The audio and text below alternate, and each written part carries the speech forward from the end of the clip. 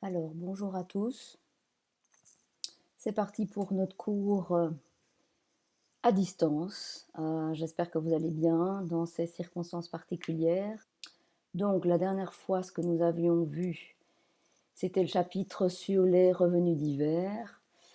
On avait aussi terminé par le chapitre sur les rentes alimentaires. Alors, petit chapitre 7, vraiment minime, c'est juste pour vous en parler, sur les versements anticipés. Alors ici, je voudrais juste que vous sachiez ce que sont les versements anticipés.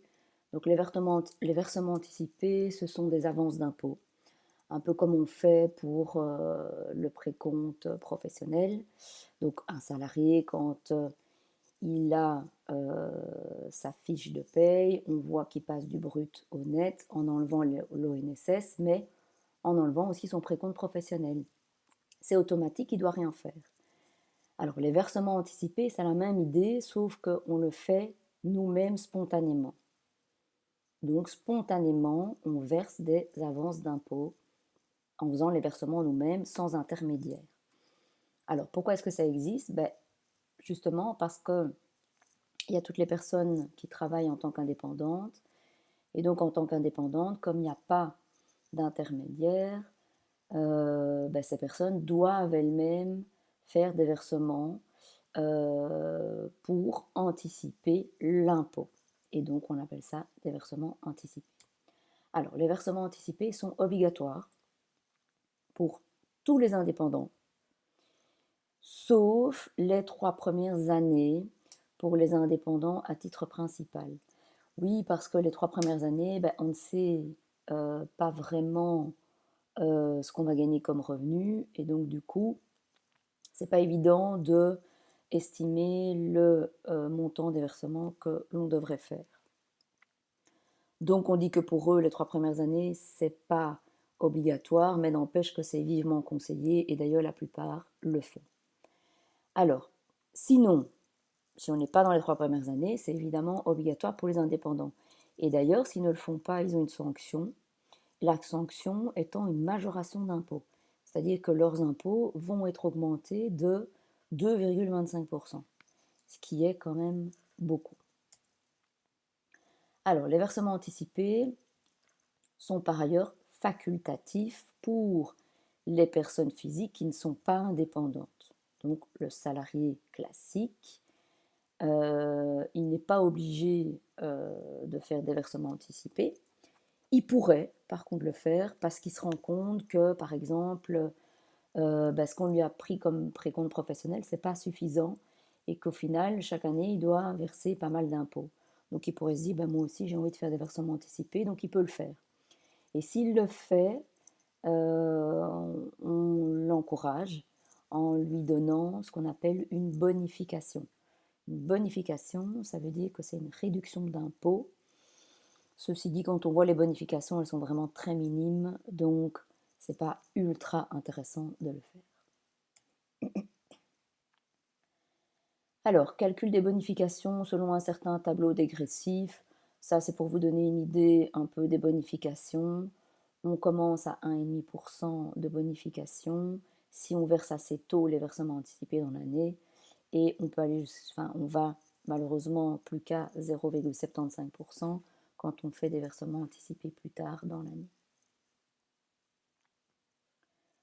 Alors, déclaration cadre 12, code 570. Ça, c'est pour prévenir l'administration que vous avez fait des versements anticipés. Donc, si c'est le cas, vous remplissez le code 570 dans le cadre 12. Alors, attention à propos de ces bonifications. Les bonifications bénéficient aussi aux indépendants en personne physique, mais jamais aux sociétés. Alors, vous voyez, c'était vraiment un chapitre tout minime sur les versements anticipés. Donc, l'objectif, c'est que vous sachiez ce que c'est et comment ça fonctionne en gros, puisque vous reviendrez sur ces versements anticipés plus tard dans un autre cours. Alors, par contre, je passe à un chapitre super important sur la quotité exemptée d'impôts, en abrégé QEI. Alors, la QEI, pour ceux qui ne le savent pas, mais j'imagine que vous vous souvenez quand même de l'année dernière, c'est la partie de la base nette imposable qui ne subit pas de taxation. Donc, ça veut dire que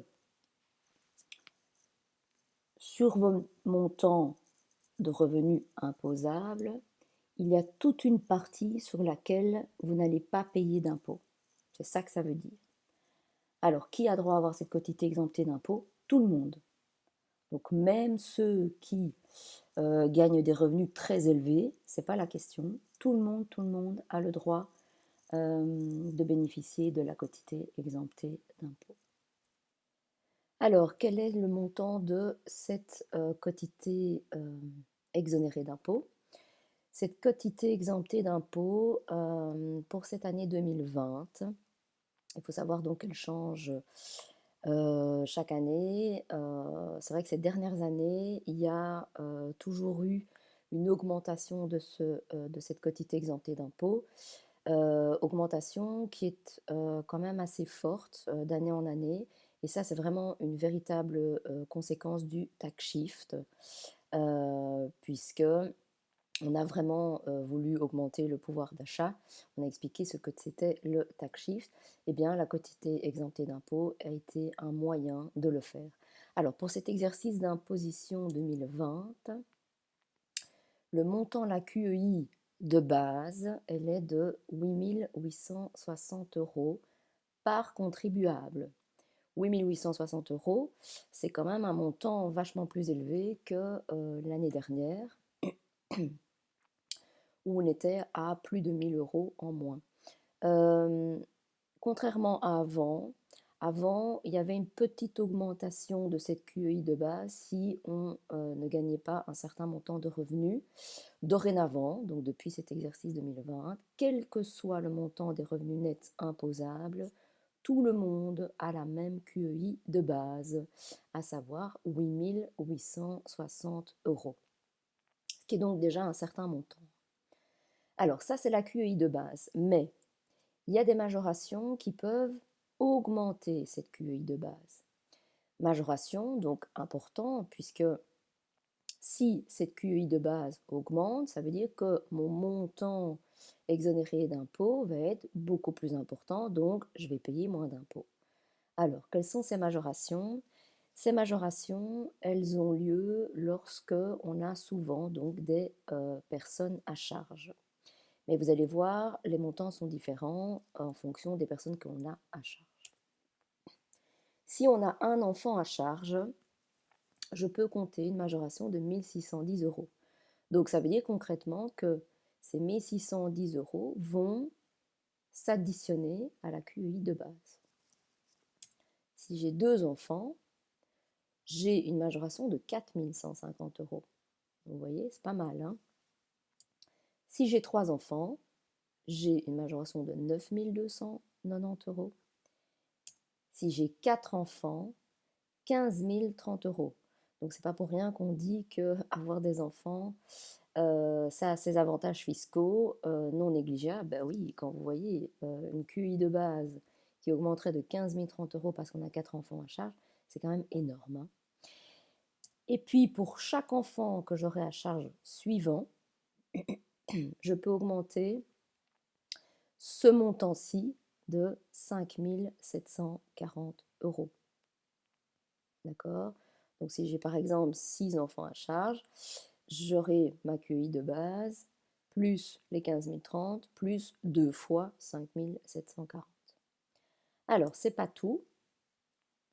Si j'ai un enfant à charge qui a moins de 3 ans et que je ne fais pas garder cet enfant, donc je ne le mets pas en crèche par exemple, eh bien, ça veut dire que dans ce cas-là, je ne vais pas pouvoir déduire des frais de garde, puisqu'on verra plus tard que quand on met un enfant dans une garderie ou une crèche, on a droit à avoir une réduction d'impôt. Mais si mon enfant de moins de 3 ans, je ne le mets pas dans une structure de crèche, ça veut dire que je ne pourrai pas avoir de réduction d'impôt pour ces frais de garde. eh bien la loi nous dit qu'on va compenser les choses en augmentant sensiblement votre QEI de 600 euros. Si vous avez une personne à charge qui a au moins 65 ans, voire plus, vous pouvez avoir une majoration de 3 220 euros. Chaque autre personne à charge, bah oui, puisqu'on a vu qu'il y avait plusieurs possibilités de personnes à charge, j'ai une majoration de 1 610 euros. Chaque contribuable taxé isolément ayant au moins un enfant à charge, 1 610 euros. Alors, il faut bien comprendre ici, on a vu la différence entre être taxé isolément ou être taxé de manière commune. Si je suis dans le cadre d'une taxation d'isolé et que j'ai au moins un enfant, au moins, ça veut dire j'en ai un ou plus, j'ai 1 610 euros. Mais ça, quel que soit le nombre d'enfants, hein. Donc si j'ai 3 enfants, c'est toujours 1 610 euros. Alors, chaque contribuable isolé ayant au moins un enfant à charge et ayant un revenu net de moins de 15 630 euros, il y a une majoration de 1 050 euros. Alors, il ne faut pas confondre ce cas-ci avec ce cas-ci. Ce sont des situations qui sont sensiblement différentes. Ici, on parle vraiment d'un contribuable tout à fait isolé. Tout à fait isolé, ça veut dire quelqu'un qui ne vit avec personne d'autre que son ou ses enfants. Alors, si cette personne est vraiment seule, donc on vise là vraiment les familles monoparentales, cette personne vit vraiment seule et a au moins un enfant à charge et a des revenus faibles, alors revenus faibles, ça veut dire en dessous de 15 630 euros, il y a une majoration de 1 050 euros. D'accord? En plus, évidemment, toujours de ce qui se précède. Ensuite, le montant est dégressif, donc ça veut dire que si cette personne a un revenu un peu plus élevé que 15 630, mais en dessous de 19 810, pardon, la majoration se fait de manière dégressive. Mais bon, je n'irai pas jusque-là, donc c'est pour ça que je ne vous montre pas cette dégressivité. Alors, chaque contribuable qui aurait un handicap peut ajouter à sa QEI de base aussi une majoration de 1 610 euros. Alors, toutes ces majorations peuvent se cumuler, évidemment, hein. D'accord? Donc, chaque fois que vous êtes dans une situation où vous pointez que vous avez, je ne sais pas, tel élément, tel élément, tel élément, bah, vous ajoutez chaque fois les majorations. Donc, ce qui veut dire que votre QI de base peut vraiment être augmentée très, très, très fortement.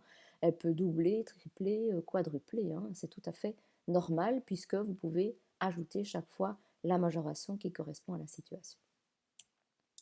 Alors, chaque contribuable bénéficie d'une QEI, mais attention, les majorations ne valent que pour un seul des deux conjoints ou cohabitants légaux. Évidemment, hein, donc là, l'administration est généreuse, mais pas trop comme d'habitude, dans le sens où si vous êtes un couple, chaque conjoint, chaque partenaire a bien droit à avoir une QEI de base. Mais qui va bénéficier des majorations? Ben, un seul des deux, hein, pas les deux. Donc si par exemple, je suis mariée et j'ai 3 enfants, mon conjoint va avoir sa QI de base, moi aussi je vais avoir ma QI de base, mais qui va avoir la majoration des 3 enfants? Ben, un seul des deux et pas les deux. Alors justement, la question qui se pose, c'est lequel des deux va pouvoir augmenter cette QI? Eh bien en fait, en principe, je dis bien en principe, on octroie les majorations à celui qui gagne le plus. Donc, regardez toujours les revenus accumulés. Celui qui a les revenus les plus importants, c'est chez lui qu'on met évidemment les majorations. Pourquoi? Parce que ça lui permettra évidemment de faire diminuer son impôt, ce qui est plus intéressant que de le faire diminuer chez celui qui paye déjà moins. Alors, ça c'est en principe, mais on dit attention, sauf si c'est plus intéressant fiscalement de l'octroyer à celui qui gagne le moins. Effectivement, il y a des situations où en fait c'est beaucoup plus intéressant fiscalement, financièrement, de mettre les majorations chez celui qui gagne le moins. effectivement, si par exemple on se retrouve avec un couple qui gagne déjà, enfin qui gagne pas mal de revenus, chacun des partenaires gagne beaucoup de revenus, on va se retrouver évidemment dans des taux d'imposition très hauts, et pour l'un et pour l'autre. Mais dans celui qui gagne le moins, mais qui gagne déjà beaucoup, il vaudra peut-être mieux mettre les majorations chez lui pour qu'il puisse récupérer un taux plus favorable.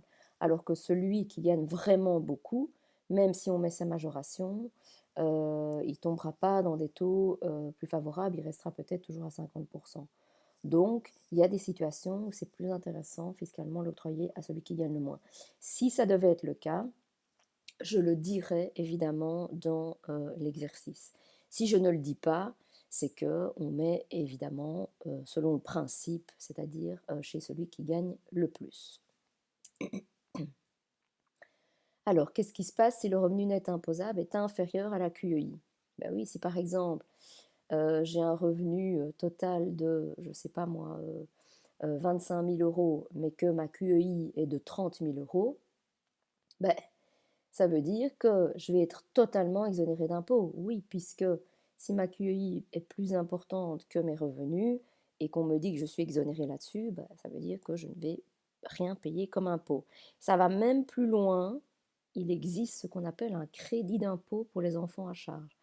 Donc ça veut dire que si je suis dans le cas d'enfants à charge et que mes majorations, grâce à ma majoration, j'arrive à plus que je gagne comme QEI, donc ma QEI est plus importante que ce que je gagne, eh bien, le solde négatif va être pris en compte comme crédit d'impôt. Donc ça veut dire que je vais même droit à avoir un remboursement qui va se calculer là-dessus.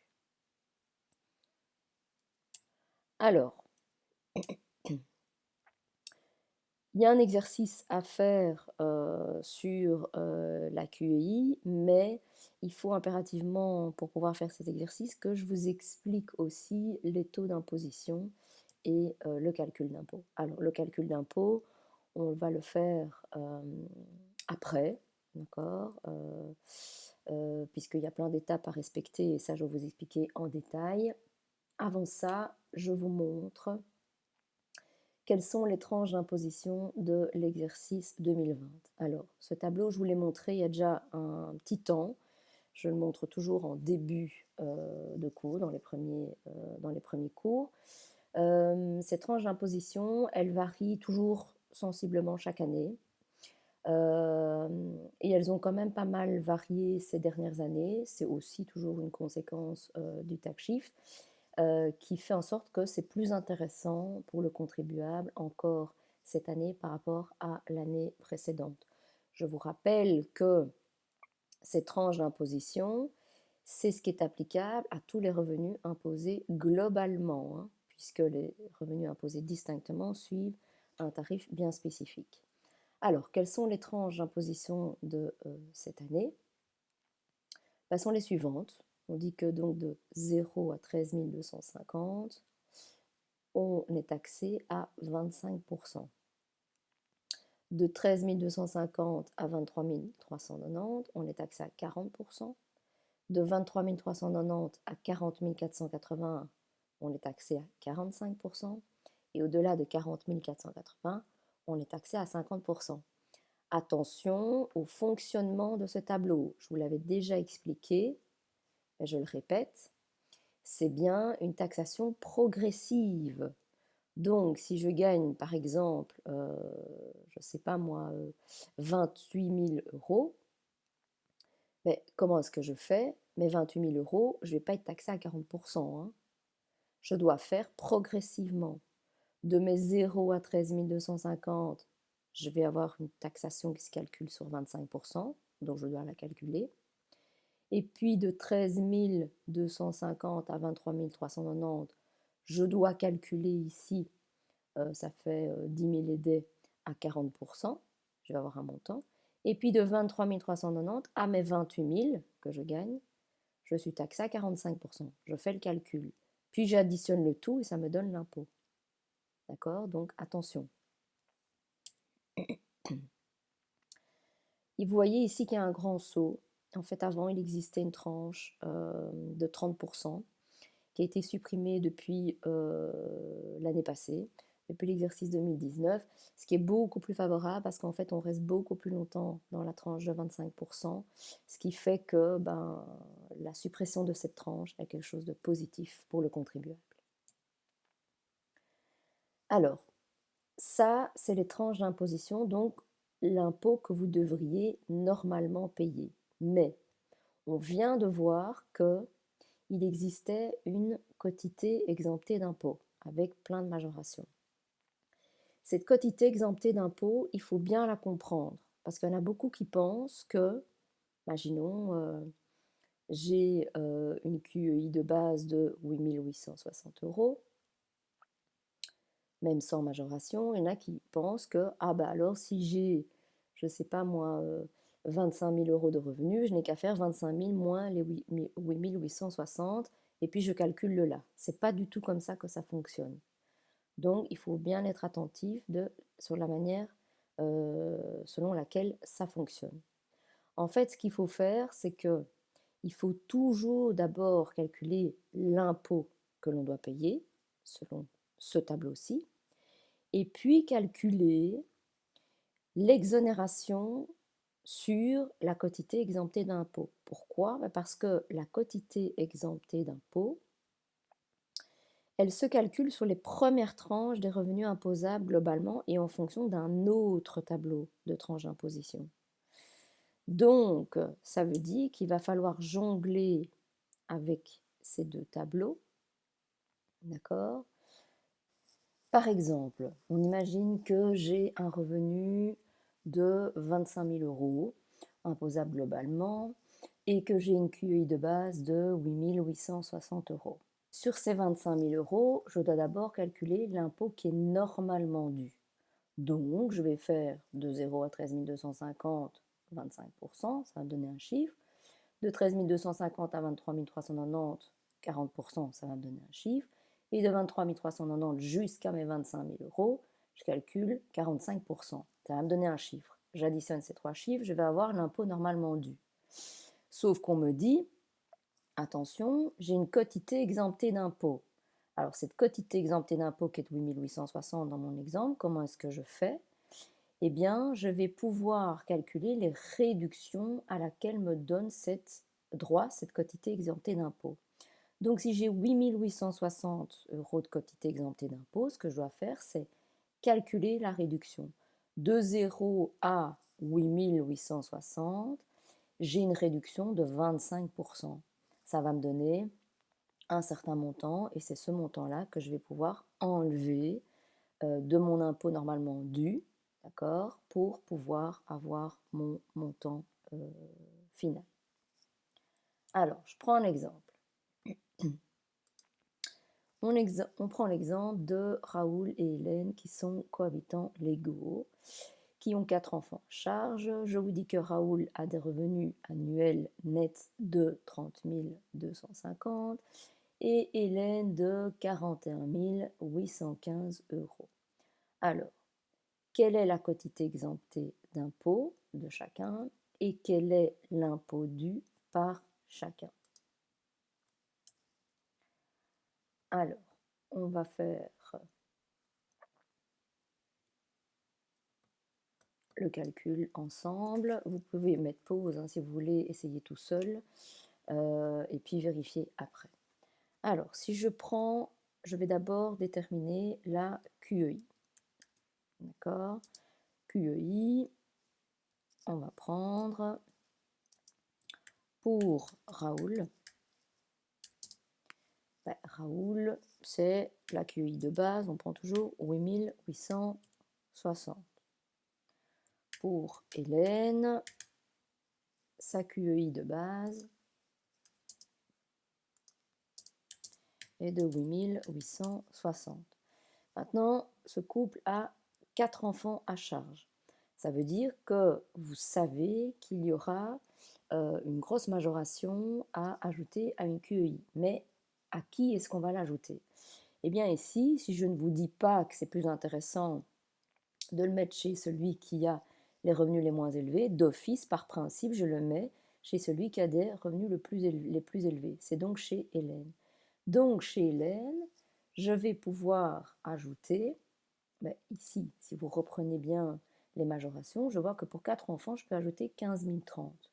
Et donc, je vais donc ajouter ici 15 030 euros. Ça veut dire que la QEI de Hélène, elle est de 23 890. D'accord? Maintenant, ce qu'il faut faire, c'est calculer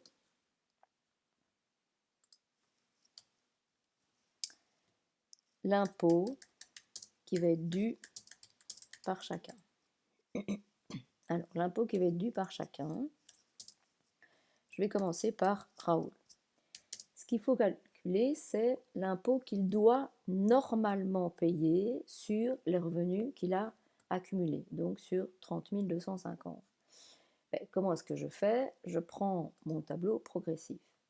De 0 à 13 250, il doit payer 25%, ce qui vous donne 3 312,5. Puis, progressivement, de 13 250 à 23 390, il est taxé à 40%. Donc, dans cette tranche-là, je vais calculer mes 40%, ce qui va me donner 4 056. Je continue ma tranche, parce que je ne suis pas encore arrivée à ces revenus. On me dit, de 23 390 à son montant à lui, c'est-à-dire 30 250, je suis taxée à du 45%. Là, je fais le calcul et ça va me donner 3 087. Donc, l'impôt qu'il doit normalement payer, sans prendre en compte les réductions de QI, ce serait 10 450,5. Mais attention, on m'a dit que j'avais une réduction pour la QI. Donc, réduction QEI. Cette réduction, donc sa QI, Raoul, elle est de 8860. Je ne peux pas enlever 8860. Je dois calculer ce que je n'aurais pas dû payer comme impôt là-dessus en fonction du second tableau. Ici, on est dans la tranche, la première, donc de 0 à 8860, je calcule 25% et j'arrive à 2215. Donc, quel est l'impôt normalement dû par Raoul? Il est de 8240,5 euros. Alors, je fais la même chose pour Hélène. Hélène, elle gagne un revenu de 41 815. 41 815, pareil, je fais selon mon tableau, d'abord l'impôt normalement dû, d'accord, en fonction de ce tableau. J'y vais par tranche. Ma première tranche de 25%, ça me donne 3 312,5. Ma deuxième tranche, à 40%, ça me donne 4 056. Ma troisième tranche, à 45%, ça me donne 7 690,5. Et puis ma dernière tranche de mes 40 000 aidés jusqu'à 41 815, là je suis taxée à du 50%, ça me donne 667,5. Donc l'impôt qu'Hélène devrait normalement payer s'élèverait à 15 726,5. Mais attention, moins la réduction de QEI, d'accord? Qu'est-ce que je vais mettre dans la réduction de QEI? Alors, je regarde la QEI d'Hélène, elle s'élève à 23 890. 23 890, qu'est-ce que je peux retirer en fonction de ce tableau? Je calcule à nouveau par tranche. De 0 à 9 310, 25%, ça me donne 2327,5. D'accord? Je peux encore enlever. On va faire comme ça.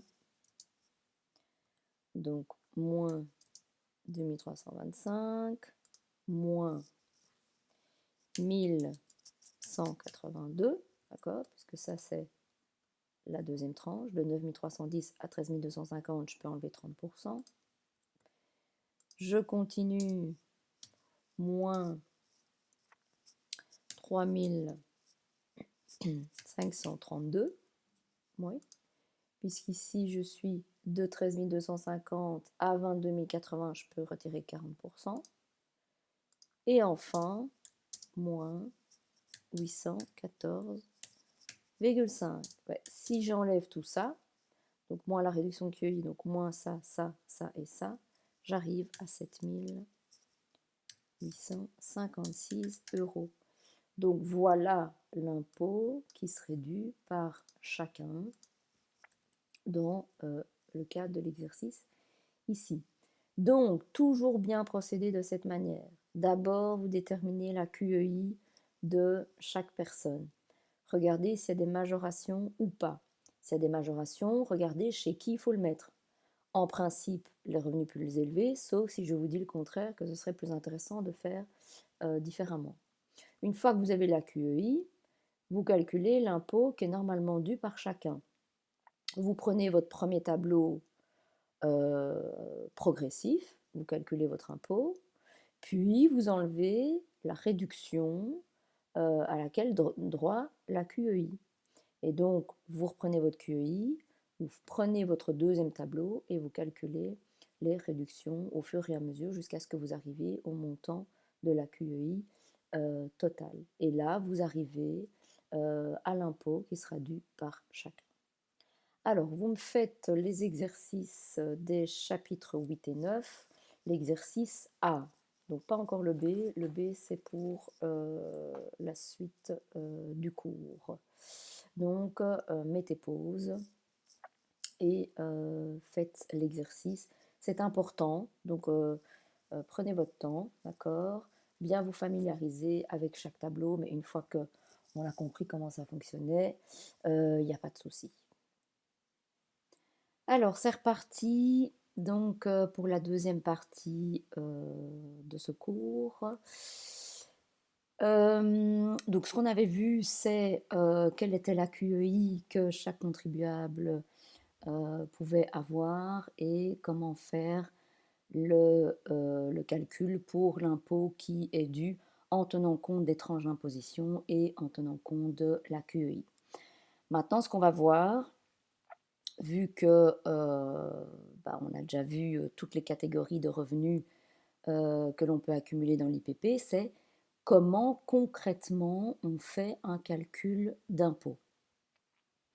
Alors, vous allez voir que pour pouvoir faire un calcul d'impôt, il y a pas mal d'étapes à effectuer. Alors, il y a deux grandes étapes et dans chacune de ces étapes, il y a des opérations à respecter. Donc attention, ces opérations, il faut bien que vous puissiez les apprendre parce que ça va être primordial dans la résolution de votre cas pratique à l'examen, puisque ces opérations vont devoir être suivies pour pouvoir faire le calcul d'impôt correctement. Alors, deux grandes étapes sont à effectuer. Vous allez voir, quand on calcule l'impôt d'un contribuable, on va d'abord devoir calculer l'impôt d'État. L'impôt d'État, ça veut dire que c'est l'impôt que vous allez devoir payer et qui va revenir à l'État. Donc, ça veut dire que toutes les règles qui vont être applicables pour calculer cette partie d'impôt, ça va être des règles qui vont être établies selon les lois qui sont établies pour tous les contribuables, donc qu'on soit flamand, wallon ou bruxellois, tout le monde est logé à la même enseigne. Et puis on va voir qu'il y a une autre partie qui est l'impôt régional, et donc ça va être l'impôt que vous allez devoir payer à votre région. Et donc ça veut dire que Il va falloir toujours évidemment bien déterminer la région dans laquelle vous êtes, ce qui est primordial d'ailleurs pour bien sélectionner la déclaration que vous devez remplir. Est-ce que c'est la flamande, la bruxelloise ou la wallonne? Et là, attention, on n'est pas tous soumis aux mêmes règles puisque les règles sont différentes d'une région à l'autre. Et c'est justement, c'est ce qui va nous occuper dans la partie 3 quand on verra toutes les réductions d'impôts. Ben, quand on se retrouve dans des réductions régionales, vous allez voir que les règles sont différentes. Alors, une fois que j'aurai calculé l'impôt d'État et puis l'impôt régional, eh bien, je ferai le total des deux et j'aurai l'impôt total que je devrai, puisque j'aurais pu additionner l'impôt fédéral et l'impôt régional. Mais attention, il va falloir encore augmenter cet impôt, comme on en a déjà parlé, des fameux additionnels communaux. Oui, puisque je vous rappelle que chaque commune prélève aussi un impôt sur l'impôt. On appelle ça des additionnels communaux et que donc ces additionnels sont différents d'une commune à l'autre. Et en plus, évidemment, au bout du compte, il va toujours falloir tenir compte du précompte professionnel déjà payé, puisque je vous rappelle que le précompte professionnel est une avance d'impôt. Alors, ce que je vous propose de faire, c'est que vous allez voir que ici, plus loin dans les slides, donc pas dans celui-là, mais dans celui-là, je vais montrer un exemple exercice. Et donc, on va partir d'un exemple d'un contribuable avec des revenus. Je vais partir de cet exemple et vous allez voir que là, il y a tout le calcul d'impôt qui est fait. Eh bien, je vous propose de prendre les slides relatifs aux étapes opération et de les mettre en parallèle avec justement l'exemple exercice. Comme ça, je vais vous expliquer, voilà, telle opération correspond à telle chose dans le calcul. Et puis telle autre opération, et on va faire ainsi de suite. Comme ça, vous pouvez voir exactement à quoi correspond chaque opération au niveau calcul. Alors, prenez donc vos étapes et prenez l'exemple. On va partir d'un exemple d'un contribuable belge qui est bruxellois, qui est célibataire et sans enfant, et qui a les revenus suivants, ici, selon sa déclaration IPP. Donc cette personne a fait sa déclaration comme il fallait, et on voit que dans sa déclaration, il y a tous les paramètres suivants. Et je vous dis que cette personne habite dans une commune qui prélève un taux de 7%, donc des additionnels communaux de 7%. Alors, il s'agit ici évidemment d'une situation très simple, mais bon, il faut toujours commencer par le simple pour arriver à du plus complexe. Alors, on part de cet exemple et vous voyez que cette personne a les revenus suivants. Je vous dis, elle a touché des revenus nets mobiliers, en fait particulièrement des dividendes de nouvelles actions nominatives pour la deuxième année de 1 250 €. Cette personne a des revenus professionnels, alors ce que j'appelle net en réalité, donc c'est du brut corrigé duquel on a enlevé déjà les frais professionnels que l'on avait vus donc la dernière fois. Je vous rappelle que chaque contribuable peut retirer des frais professionnels de ses revenus professionnels en choisissant soit les frais réels, soit les frais forfaitaires. Donc ici, on imagine que j'ai déjà fait le calcul, que j'ai eu du brut corrigé, c'est-à-dire l'ONSS en moins, et que j'ai fait le calcul, que j'ai enlevé les frais professionnels, donc 25 000 €. Mais attention, plus tard, vous devrez évidemment vous-même pouvoir déterminer ces revenus professionnels nets, puisque vous avez appris comment le faire. Puis on voit que cette personne a des revenus de remplacement nets de 1 000 €. On imagine que cette personne est restée au chômage pendant un petit temps cette année. Elle a aussi des revenus divers imposables. On imagine l'excédent d'un prix artistique de 2 000 €. elle a versé une rente alimentaire pour 2 500 €. Imaginons, je ne sais pas moi, à un ex-conjoint. Cette personne a droit à avoir une réduction d'impôt régional de 765 € et une réduction d'impôt fédéral de 150 €. Alors justement, ces réductions, ça va nous occuper dans la partie 3 et on verra justement comment remplir ces postes de réduction, puisqu'on va voir qu'effectivement, il y a pas mal d'opérations qui donnent droit à avoir des réductions d'impôt, comme par exemple contracter un emprunt pour acheter son habitation, comme par exemple acheter des titres-services, faire des dons, cotiser à une pension complémentaire, etc., etc. Donc ici, comme on n'a pas encore appris, j'ai mis un poste, voilà, d'autant, mais le but, évidemment, quand on aura vu la partie 3, c'est que vous puissiez remplir, évidemment, ces postes. Et puis après, on voit au final que cette personne s'est vue retenir un précompte professionnel cette année de 7 500 €. Alors, comment est-ce qu'on fait pour calculer son impôt? Je suis mes étapes. D'accord? Vous prenez bien, donc, première étape, l'impôt d'État. Alors, première étape, l'impôt d'État, il y a plusieurs opérations. On dit la première opération, c'est calculer les revenus professionnels nets. Mais ça, en fait, donc comme je vous l'ai dit, je l'ai fait. On suppose donc que je l'ai fait puisque j'ai mis dans le cas que c'était des revenus professionnels nets. Mais attention, plus tard, vous devriez pouvoir le faire. Je passe donc à ma deuxième opération. La deuxième opération, elle me dit différencier les revenus nets imposables globalement des éventuels revenus nets imposables distinctement. Donc, c'est ce que je vais devoir faire.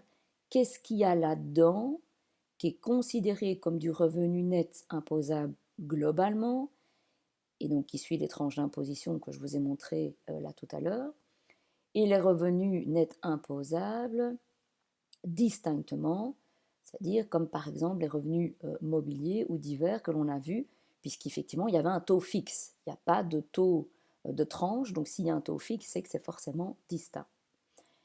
Eh bien on le fait, et donc on peut repérer que, par exemple, les revenus nets mobiliers, c'est distinct. Les revenus professionnels, c'est global. Les revenus de remplacement, c'est global. Les revenus divers, c'est distinct. Et donc, une fois qu'on a fait ce tour-là, je peux les rassembler. Là, je mets donc, j'ai pointé et je vais les rassembler.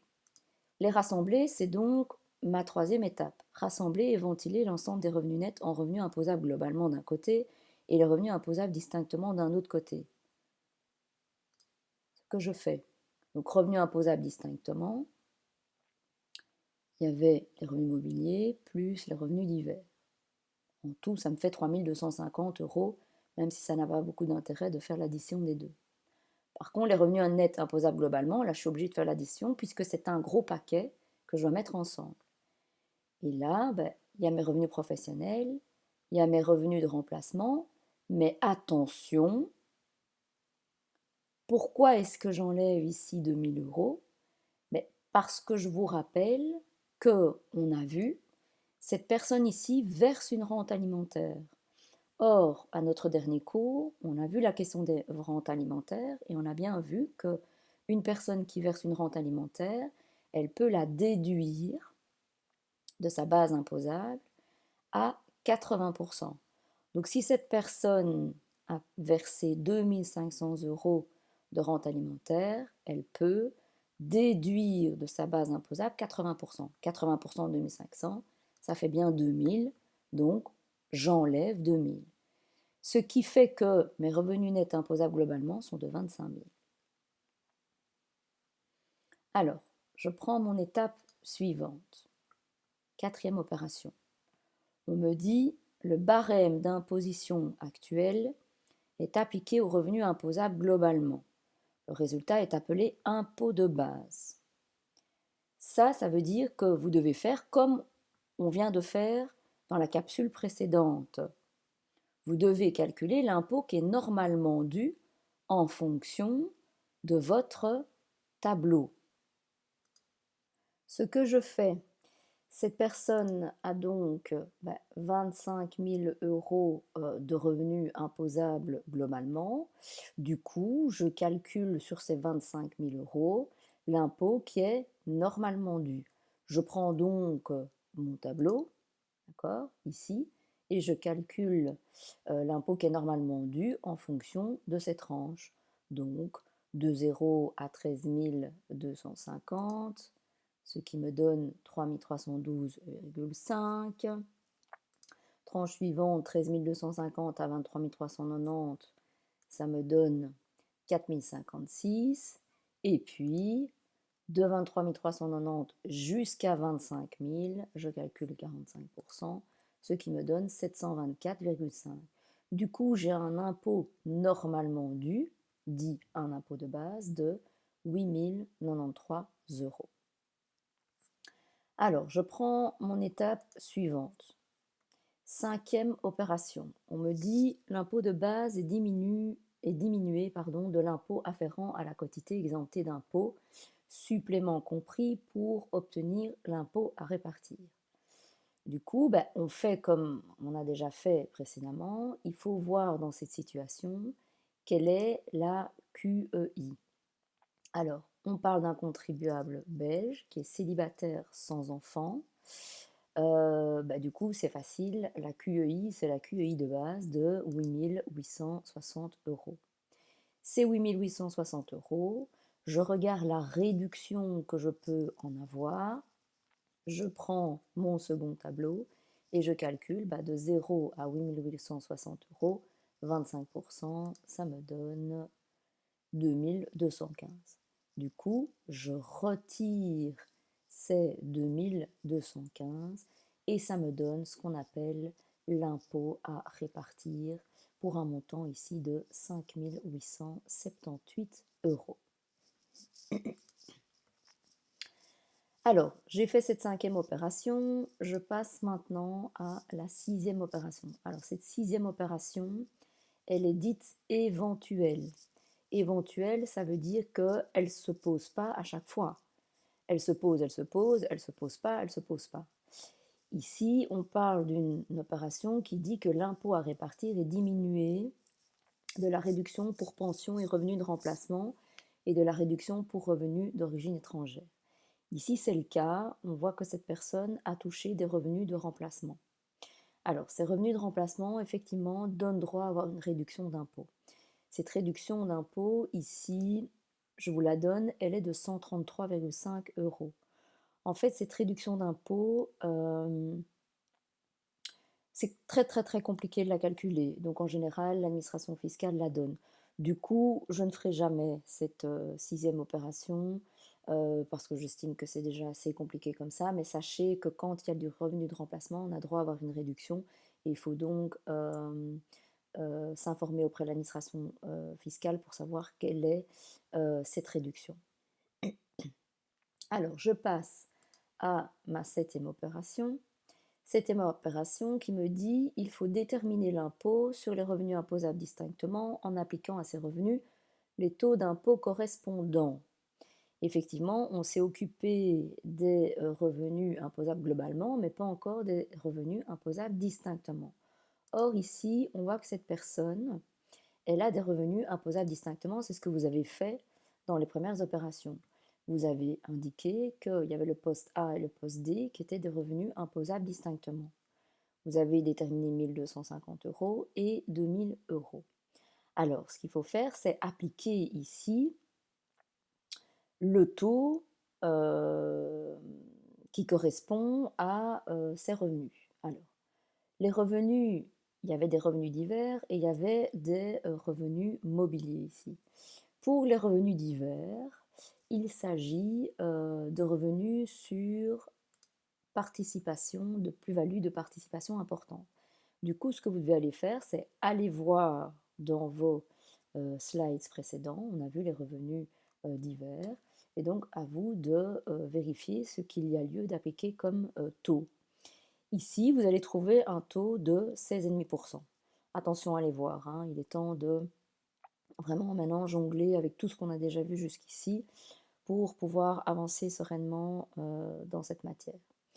Alors, si vous allez voir les plus-values sur participation importante, vous allez trouver un taux de 16,5%. 16,5%, vous l'appliquez sur ce montant de 2000, ça va vous donner 330 euros. Vous faites la même chose pour les revenus mobiliers. Cette personne avait des dividendes de nouvelles actions nominatives pour la deuxième année. Elle a touché 1250 euros. Si vous allez voir, vous verrez que les revenus mobiliers de telle sorte sont taxés pour 20%. Du coup, vous appliquez 20% sur ces 1250 euros, ça donne 250 euros. Et là, donc, on est dans cette septième opération, on a l'impôt sur les revenus distincts. Donc, vous additionnez les deux, vous obtenez 580 euros. Alors, je passe maintenant à ma huitième opération qui me dit on additionne l'impôt à répartir réduit, donc qui provient de la 5 ou la sixième opération, et l'impôt total sur les revenus imposables distinctement. Ce que je fais ici, j'ai mon impôt réduit, j'ai mon impôt distinct, j'additionne les deux, ça me donne bien 6324,50. Faites bien les choses avec votre machine en parallèle hein, pour voir si c'est ce que vous obtenez sur votre calculatrice. Étape suivante, neuvième opération. Alors cette neuvième opération, elle est éventuelle. Donc pareil que pour la sixième, elle se pose, eh bien je l'applique, elle ne se pose pas, je ne l'applique pas.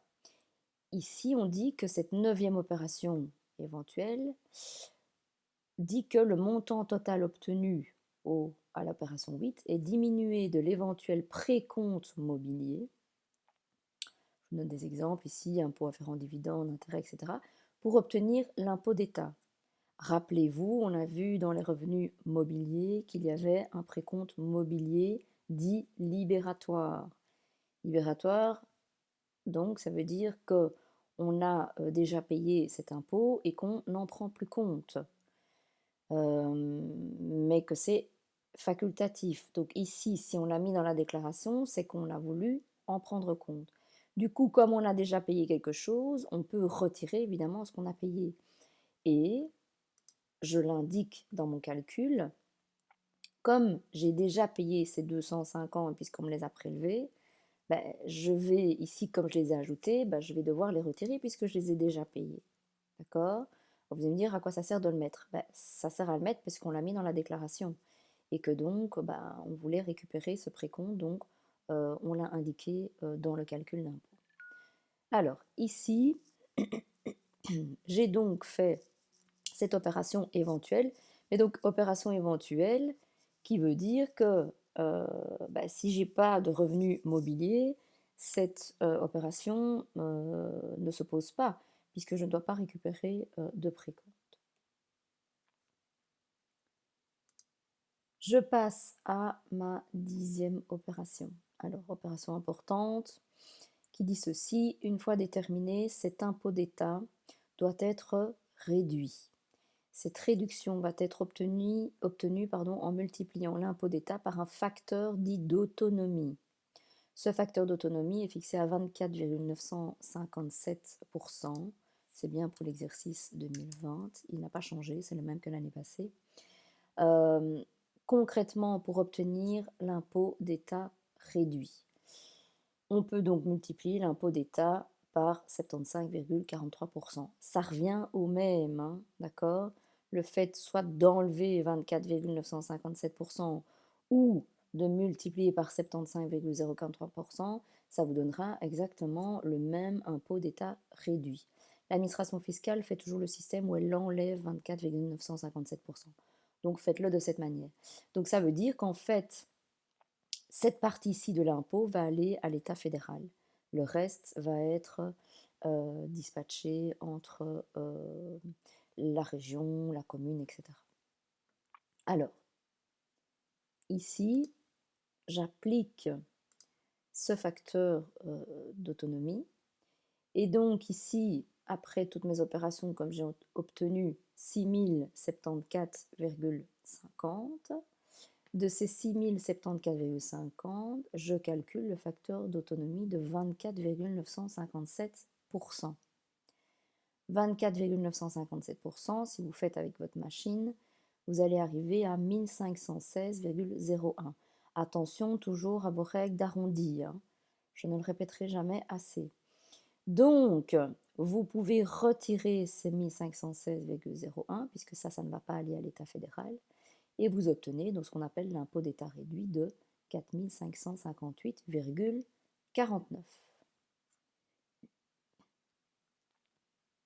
Ce qui serait remis au même si vous avez fait 6074,50 fois les 75,043%. Alors, 11e opération, de l'impôt d'État réduit seront déduites les réductions d'impôt fédéral, ce qui nous donne au final l'impôt des personnes physiques fédérales.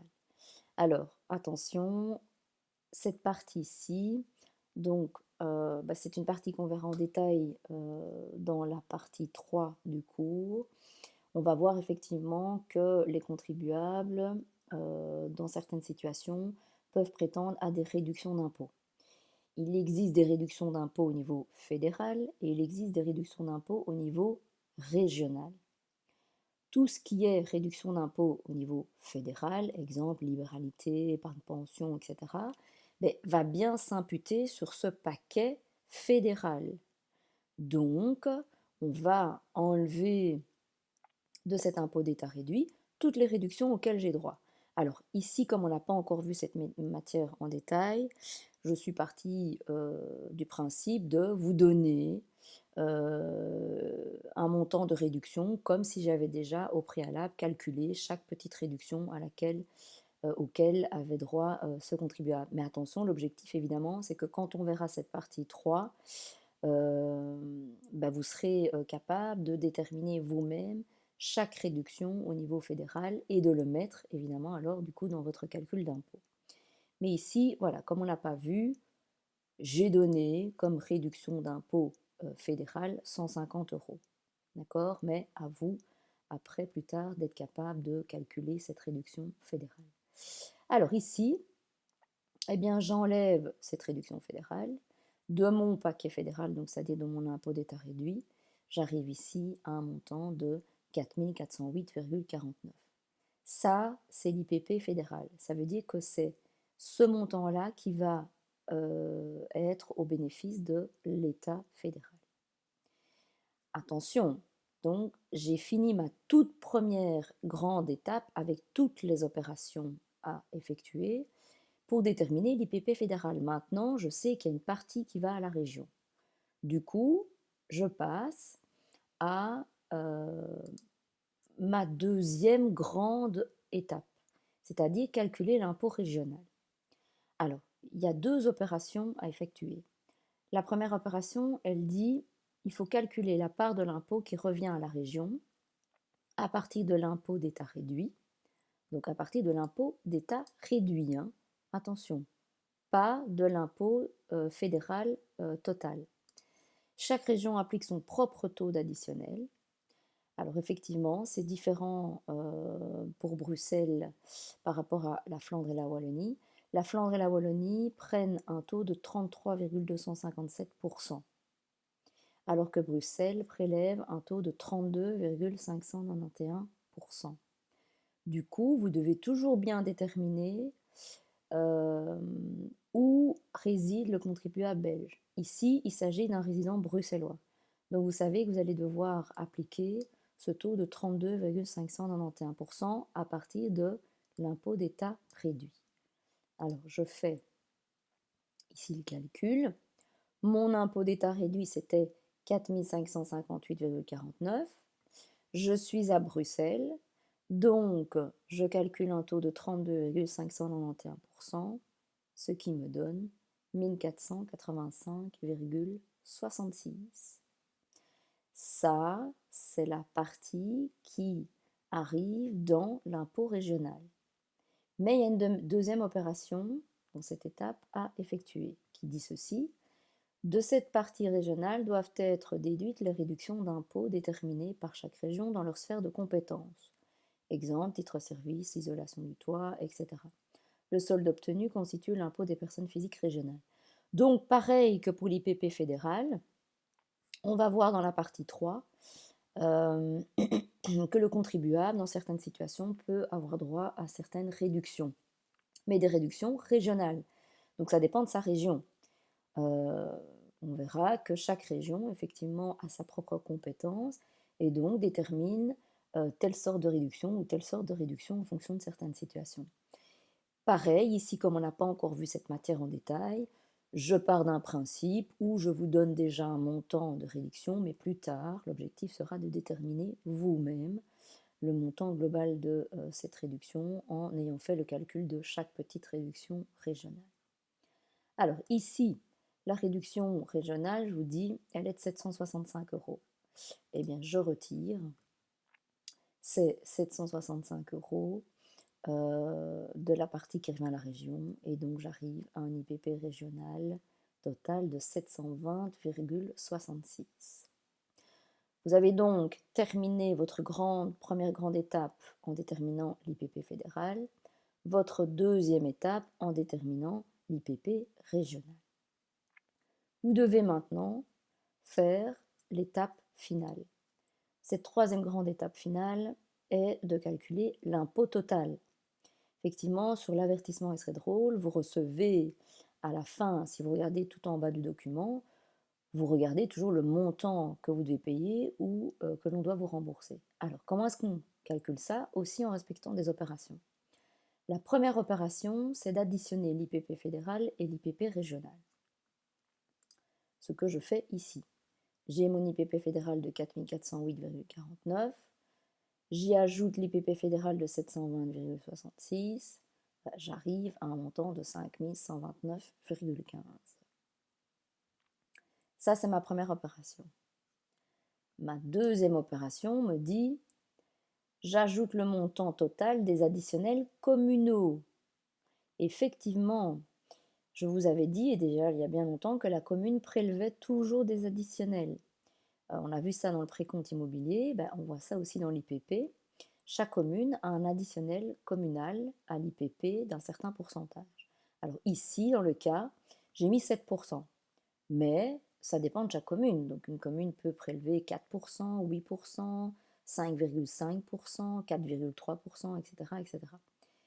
Donc ici, 7%, je calcule ces 7%, donc ces additionnels de la commune, sur cet impôt total. Donc 7%, faites-le sur votre machine, hein, de 5129,15, ça me donne, attention à vos règles d'arrondi toujours, 359,04.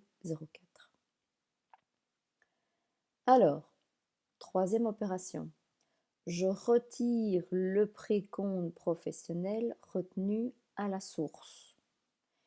Effectivement, pendant toute l'année, ce contribuable s'est vu retirer du précompte professionnel. D'accord? On a parlé de ce précompte professionnel, vous savez ce que c'est.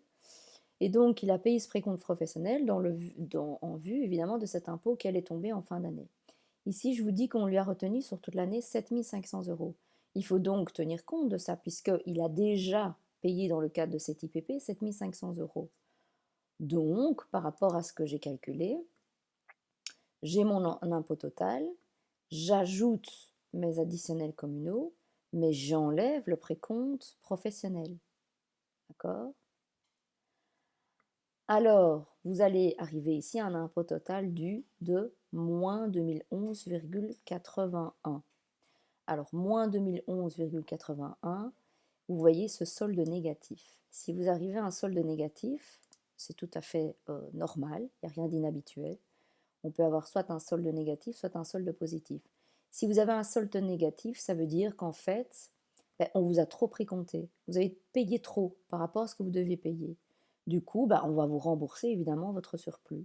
Et donc ici, ça veut dire qu'il n'y aura pas d'IPP à payer en plus du précompte que vous avez payé. Au contraire, on va vous rembourser ce montant. S'il y avait eu un solde positif, ça voudrait dire que votre précompte n'est pas suffisant et que donc vous devez encore payer un certain montant. Alors, attention, il y a une quatrième opération éventuelle. Éventuelle, ça veut dire que parfois elle se pose, parfois elle ne se pose pas. On dit qu'il faut ajouter la cotisation spéciale pour la sécurité sociale. Effectivement, à partir d'un certain montant de revenus, les couples doivent payer ce qu'on appelle une cotisation spéciale. C'est une petite cotisation de solidarité en plus qui doit être payée. Alors, soit on l'a payée pendant l'année, on l'a retirée de votre salaire, et donc dans ce cas-là, on le dit à l'administration et il faut effectivement ne pas en tenir compte, soit vous n'avez pas encore payé, et alors là, dans ce cas-là, il va falloir ici l'ajouter. D'accord? Et donc ça veut dire que si je ne l'ai pas encore payé, il faudrait encore l'ajouter ici. Et ce serait quelque chose qui viendrait en supplément. Alors, vous voyez que ce calcul d'impôt se fait vraiment par rapport à un suivi scrupuleux d'étapes d'opérations bien particulières. Il faut impérativement suivre étape par étape, opération par opération. Alors, à vous de jouer avec l'exercice B des chapitres 8 et 9.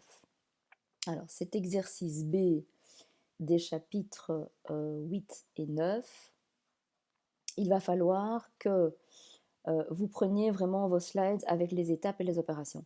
Ne faites pas la bêtise, il y en a souvent qui le font, qui font l'exercice en prenant simplement ici tous les chiffres et en suivant la logique de ces chiffres.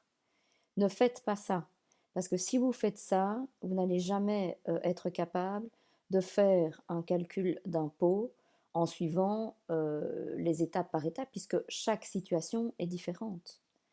Ici, j'ai une situation, par exemple, où j'ai une personne qui verse une